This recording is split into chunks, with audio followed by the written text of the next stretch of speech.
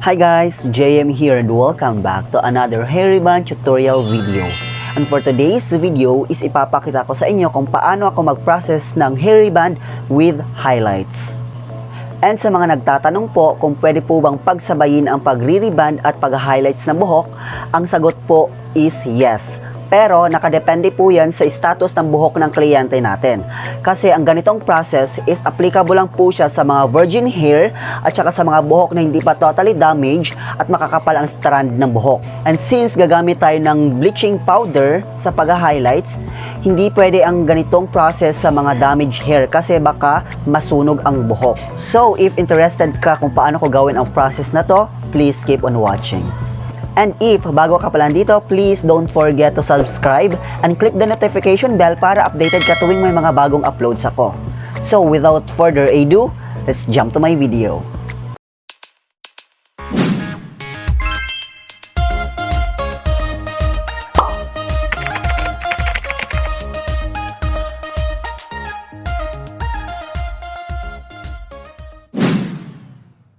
And to start this video, ipapakita ko muna sa inyo ang mga products na gagamitin ko.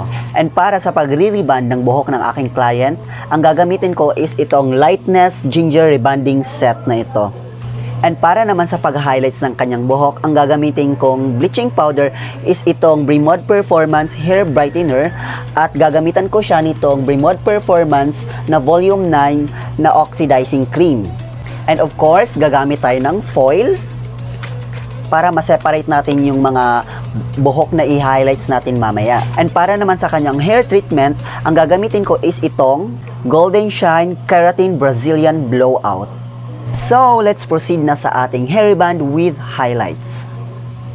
And before we proceed sa ating application, make sure na i-check muna natin ang buhok ng ating client para malaman natin kung ano ang naging history ng kanyang buhok at para malaman natin kung anong technique ang gagamitin natin sa pag-apply ng rebonding cream number 1 sa buhok niya.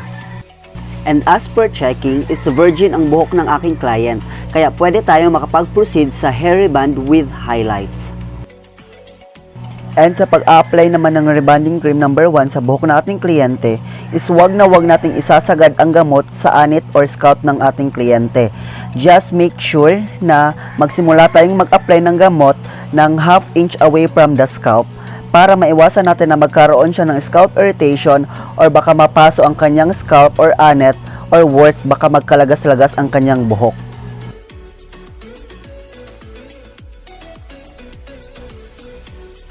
And wag din natin kakalimutan na hilot-hilutin ang buhok ng ating kliyente while nag-a-apply tayo ng rebonding cream number 1 just to make sure na lahat ng strand is nalalagyan.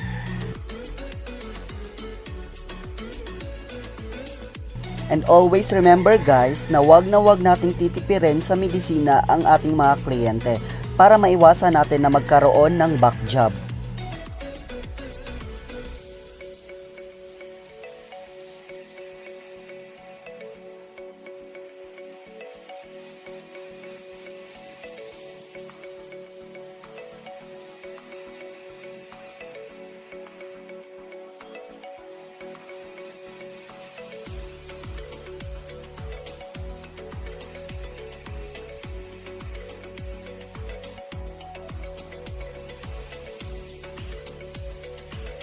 And after kong mag-apply ng rebonding cream number 1 sa buhok na aking kliyente, is ibababad ko muna ito ng 45 minutes to 1 hour since virgin at medyo makakapal ang strands ng buhok niya.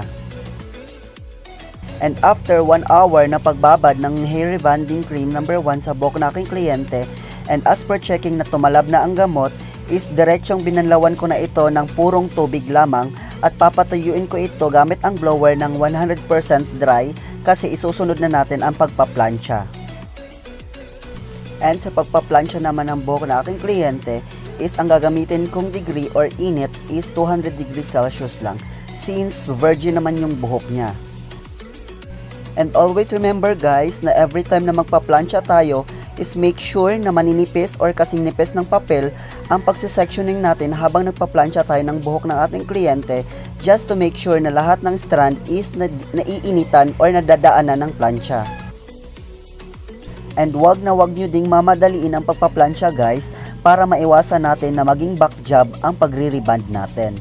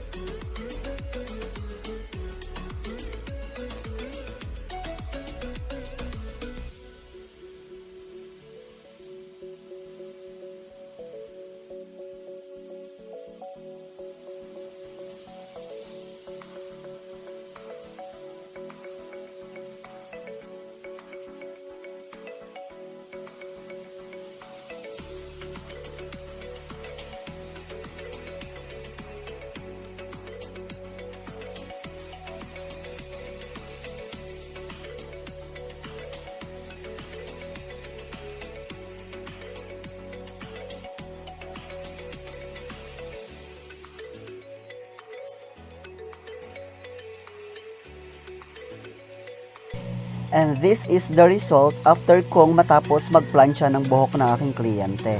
Pero hindi pa yan natatapos ang ating pagre-rebond kasi isusunod na natin ang pag-apply ng rebonding cream number 2. And before we proceed sa pag-a-apply ng rebonding cream number 2 or ng neutralizing cream sa buhok ng ating kliyente, is make sure na nakapagpahinga muna ito ng at least 5 to 10 minutes after nating makapagplansya. Just to make sure na lumamig na at nakasingaw na ang init sa buhok niya gawa ng pagpaplansya natin. Always remember guys na wag tayong mag-a-apply ng neutralizing cream o rebonding cream number 2 sa buhok na ating kliyente na medyo mainit pa ito kasi may tendency ito na masunog at madamage ang kanyang buhok. And sa pag-a-apply ng neutralizing cream or rebonding cream number 2 is pwede na natin siyang isagad sa scalp or anit ng ating kliyente since medyo mild na lang ang gamot na ito. And ang purpose ng rebonding cream number 2 is para mailak na ang straightness ng buhok ng ating kliyente at hindi na ito bumalik sa dati. Make sure na wag niyong titipirin sa paglalagay ng rebonding cream number 2 ang buhok ng ating kliyente para maiwasan natin magkaroon ng back job.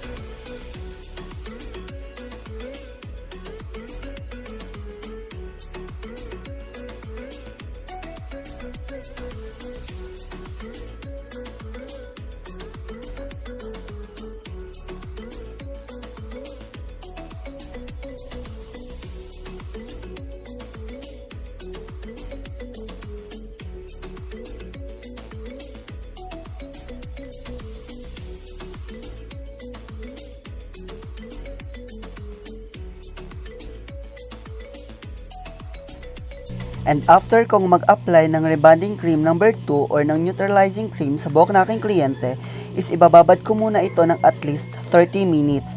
And after that is babanlawan ko ito ng purong tubig lamang and hindi muna ako mag-a-apply ng kahit anong hair treatment since isusunod ko na dito ang pag-highlights.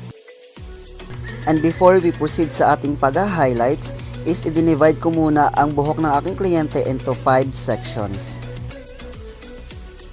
Sa highlights application naman is gumamit ako ng tooth comb para ma-separate ko yung parts ng buhok niya na iha-highlights ko. And as you can see is ang application natin is magsisimula tayo from nape area hanggang sa may crown area ng buhok niya. And ang mixing ratio po ng ating bleach powder at oxidizing cream is 1:1.